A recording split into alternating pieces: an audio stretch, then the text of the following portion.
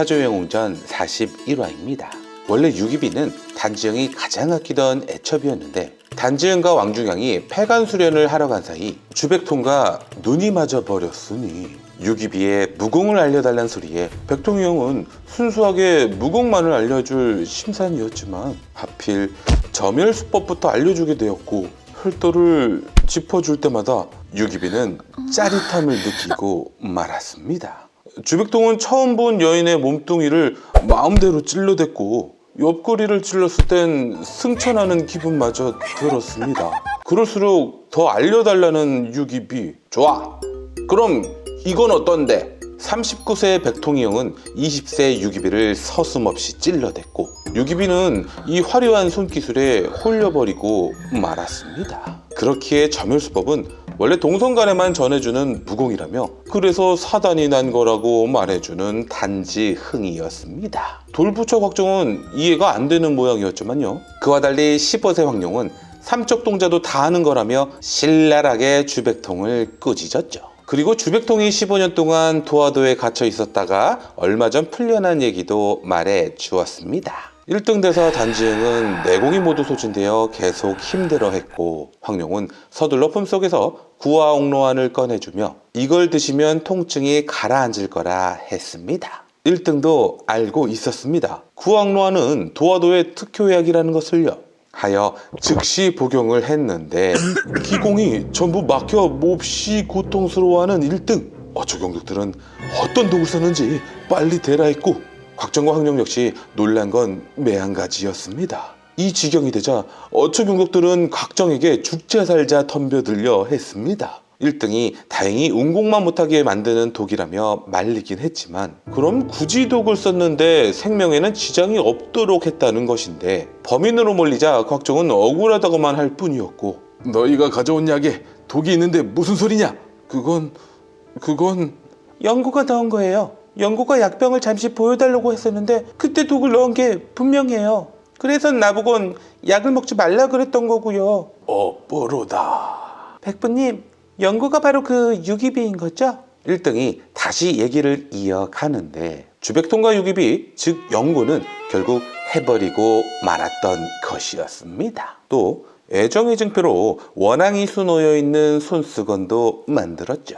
허나 꼬리가 길면 들키기 마련. 폐간 수련이 끝나 돌아온 왕중양한테 들통나게 되었고 왕중양은 이를 소상히 고하며 주백통을 어서 처분해달라 했습니다. 단지영은 연고를 가장 아꼈기에 괴로웠지만 강호에서의 체면을 생각하면 어쩔 수 없이 헬스케진 주백통을 용서해줘야 했습니다.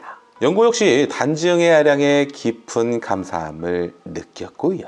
이왕 인심 쓴 거 에라 모르겠다 심정으로 그냥 두 사람 보고 혼인까지 하라 해버렸습니다. 연고는 너무나 기뻐 주백통을 바라봤는데 아니 주백통은 혼인은 죽어도 안 한다며 차라리 죽여달라는 거였습니다. 백통을 하보니 당최 알 수 없는 짓거리에 단지영은 다시 화가 치솟았고 왕중양 역시 이때 얻은 화병이 죽을 병의 화근이었다고 알려지는데 헌데도 그놈의 체면이 뭔지 단지영은 또다시 용서를 해줬습니다. 그러자 말이 끝나기 무섭게 감사하다고 절을 올린 뒤 그대로 황궁 밖으로 도망치듯 나가버리는 주백통. 원앙순수건을 그냥 버려두고 말이죠. 도대체 왜 그랬는지 영문조차 알 수 없는 노릇이었지만 연고의 비참함은 이루 말할 수 없는 지경이었습니다. 그럼에도 주백통을 마음속에서 지울 수 없었던 연고. 그때 한 동자성이 다가와 1등에게 방금 도착한 물건을 전했습니다. 받아서 펼쳐보니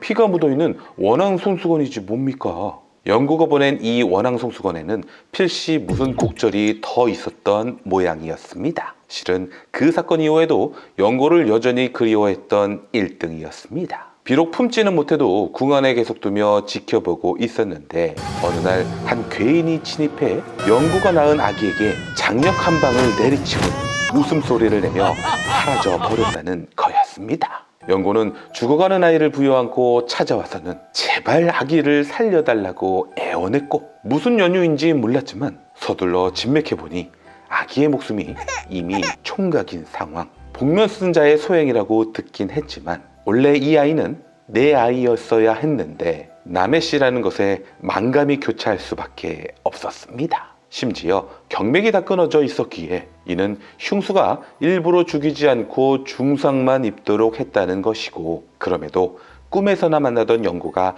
이리간절히 애원하고 있으니 비록 2차 화산 녹무 때 내공이 회복되지 않아 구음진경을 포기해야 했어도 결심했었다고 했습니다.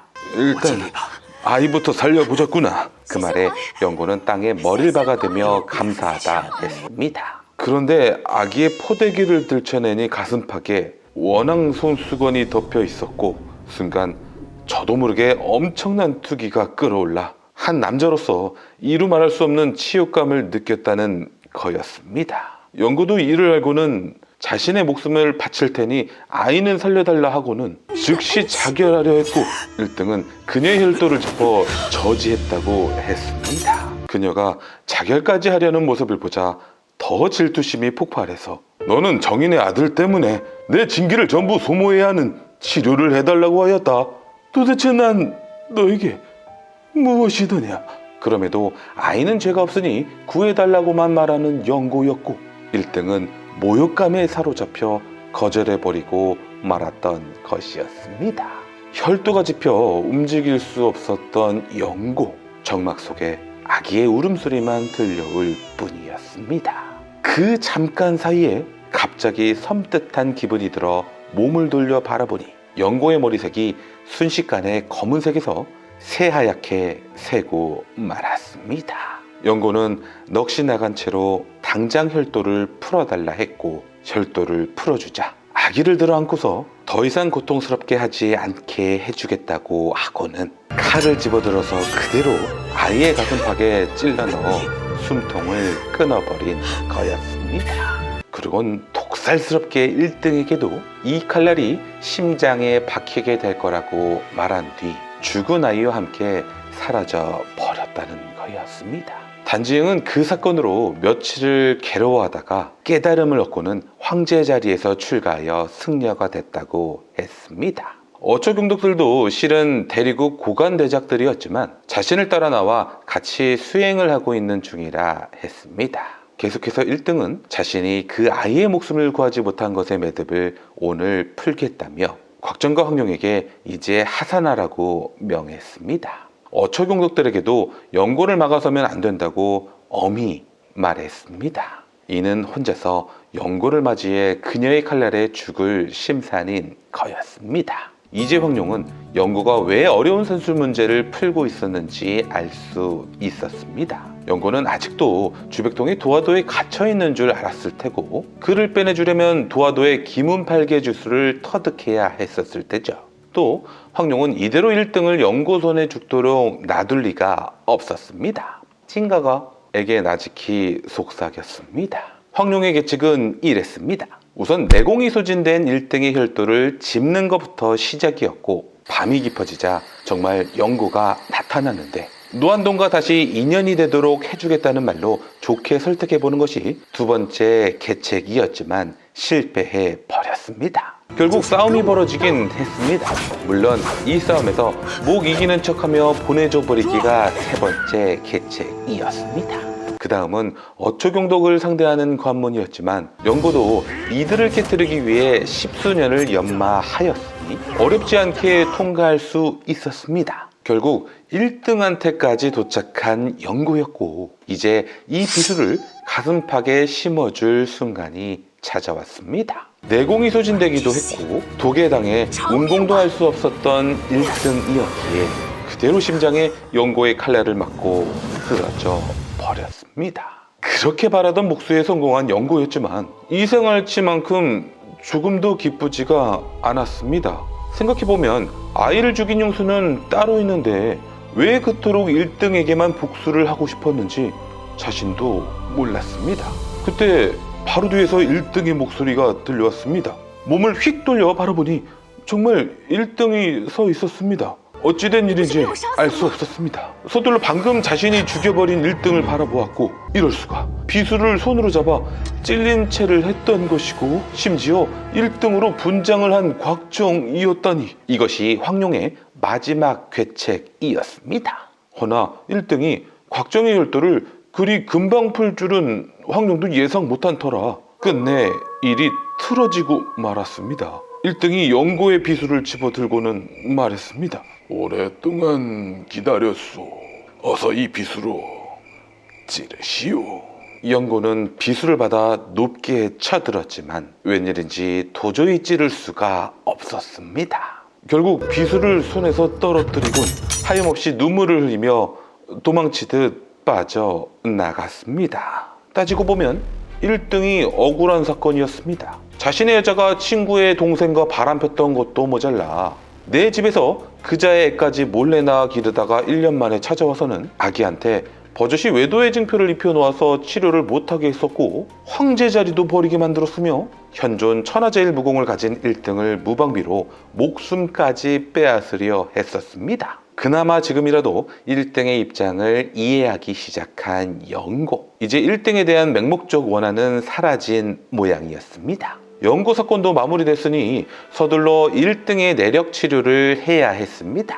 다행히 1등에게는 천축승이라는 사제가 있었는데 그가 해독의 달인이어서 연고의 독은 쉽게 해독할 수 있었습니다. 하여 천축어로 된 해독 법문을 읊으며 치료 중이었는데 각종이 법문을 듣고는 소스라치는 거였습니다. 구음진경에 쓰여있던 법문과 똑같았기 때문이었죠. 하여 구음진경 속 뜻모를 법문들을 천축승에게 전부 해석해달라 하였고 해석본을 받아보니 이는 내공치료 요결이었습니다. 즉 원래 5년 동안 심혈을 기울여 치료해도 회복될까 말까 했던 것이 요결대로 한다면 석 달이면 말끔히 회복될 수 있었던 것이었습니다. 1등에게 큰 은혜를 입은 황룡은 비로소 환하게 웃을 수 있었고 곽정도 홍칠공의 무공 역시 회복될 수 있다는 말에 1등과 천축승에게 얼마나 감사한지 모르겠다 전했습니다. 한편 철장상에서 알콩달콩 사랑을 키워가던 양강과 목염자. 허나 양강의 매국짓거리가 결국 들키고 말았고 목염자는 모진 말을 쏘아붙이고 그대로 떠나버리고 말았습니다. 양강은 뒤늦게나마 쫓아가 붙잡으려 했지만 그녀는 이미 사라져버린 뒤였습니다. 이렇게 사정전 41화가 끝났습니다.